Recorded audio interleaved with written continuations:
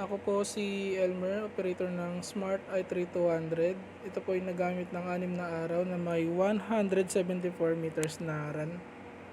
Ito po ang printer head.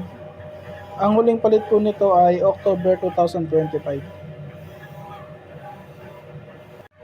At ito naman ang capping na may 90% good condition. Head clean.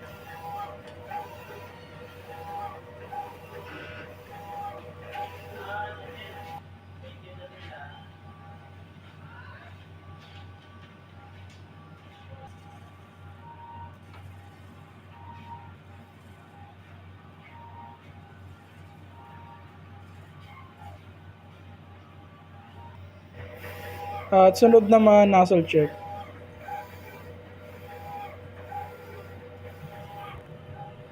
Good naman po ang output niya.